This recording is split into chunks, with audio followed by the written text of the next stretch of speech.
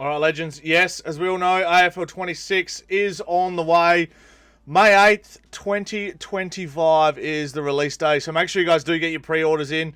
Very, very excited to get stuck into this game. But today we have another video on basically some of the things that I'd like to see either put into the game or improved upon. I've got a list here, and I've also still got some notes from the last episode that we didn't get to as well. So here we go. So one of the things that I don't know if I covered in my career video, but was contract negotiations. I don't think I covered that. I would love to see FIFA-style contract negotiations where, you know, you can ask for a certain amount, and then you can also use the money that you've earned to buy experience or whatever the case may be. It could be to buy other things that help help increase your stamina, or, you know, like an ice bath or stuff like that. Off-field storylines, that one I'm not too worried about. The only off-field storylines that I really care about are like trade rumors. So if there's like trade rumors that, oh, you know, your club is looking at trading you to this club, then I would be interested in that. And like the other point was made of real deep skill trees and realistic player development. So like I would love a skill tree that results into like a certain build.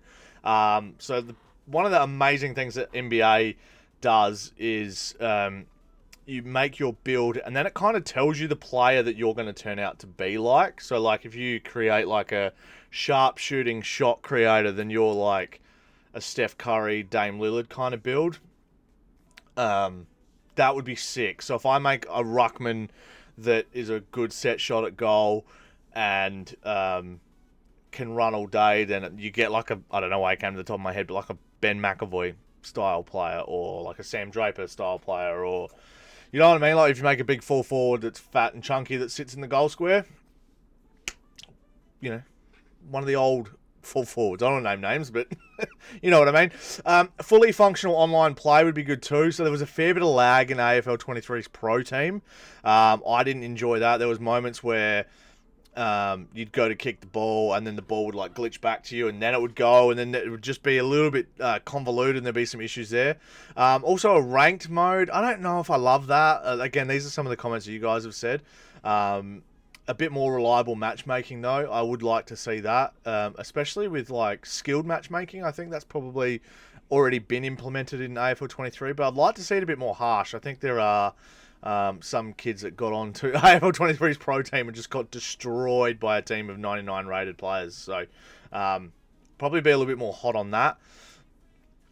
Better team customization. So one of the things we had today in our live stream was the ability to import medals and like custom trophies. Love that idea. Don't know if that's ever going to be possible, but you could probably import a medal. So like if you did like the Sandfall or the Waffle, or like if you made your own custom league and you wanted your own medal from that league, like you could take a photo of it, and if you cut it out properly and uploaded it, then that would work. That would be sick. I would love to do that sort of thing, because then that would also give me heaps to play with. Like I could do like Adelaide, what do you call it? Amateurs leagues, stuff like that. That would be sick. I'd love to do that sort of thing. I think that would be awesome. Better logo editor. I think that they need to make it that you can upload logos on the PlayStation 5 or from your phone to the game. I think that would be sick. More uniform options as well, and the ability to share and download custom teams and players needs to be a little bit more improved as well, because every time, shout out to New Age Sporting, every time he would upload the new teams, I would download them and try and get them to work, and then I'd be missing a bunch of logos and stuff like that, and it's just so frustrating. So if they can make that work every single time, and I didn't have to re-download, I'd have to uninstall the team, re-download the team, and then another different logo would be missing. It'd be like this. It'd be like the Collingwood thing was missing, but then I'd re-download it and the AFL thing was missing. Oh, for God's sake. Like, it's just so frustrating. Anyway, one of the other things that I wanted to talk about was historic content and classic matches.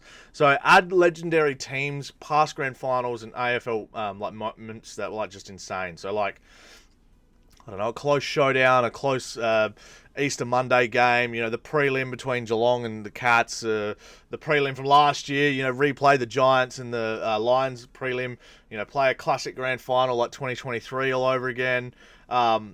just stuff like that. So you don't necessarily have to add in all the players, because what AFL 2004 or Premiership Edition or whatever it was did was just play the scenario out with current day players. So back then you'd play like I remember physically playing the Crows 1997 last quarter comeback in the prelim against the Bulldogs. I think they were like 29 points down or something.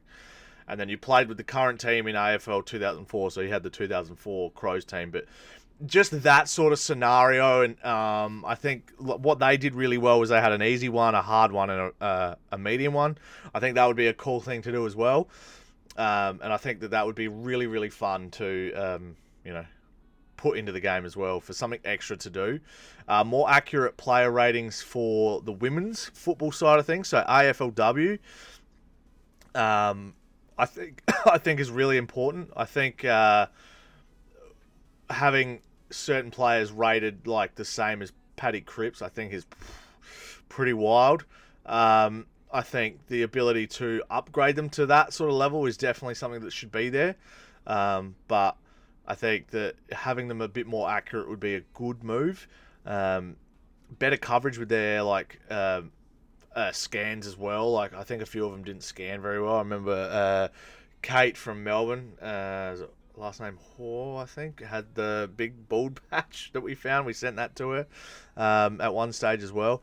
As well as bugs and fix glitches reduction. We've kind of gone over that as well, especially in career mode. Make sure that there's no issues.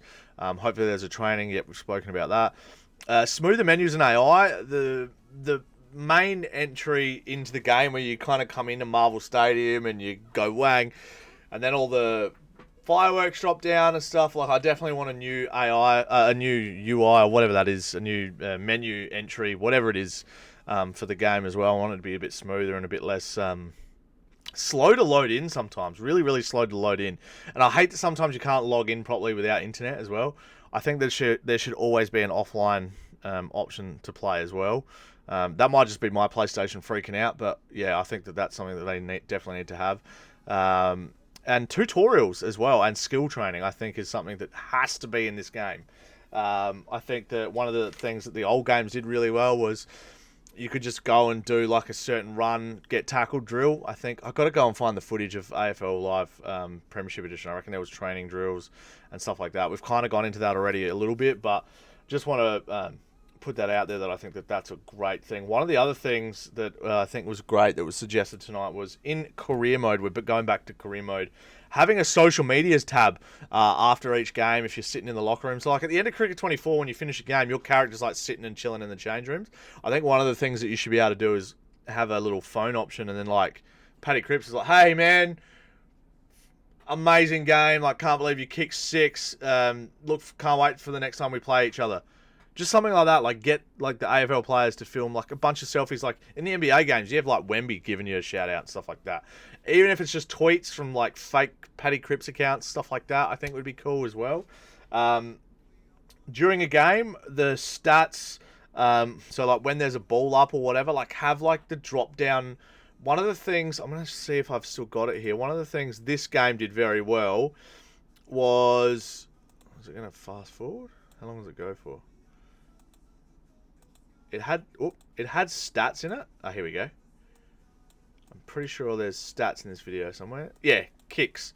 So Sydney 0 and Kangaroos had 2, right? So I think that's a really good thing that should be implemented in the game, is having rolling stats from the scoreboard. I think is always good, or putting them in a certain section. I know they kind of do that already with certain stats, but I love that sort of vibe of having them sort of roll through as they update throughout the game. If they kind of do it already, but I'd love it a bit more frequent is the word I'm looking for.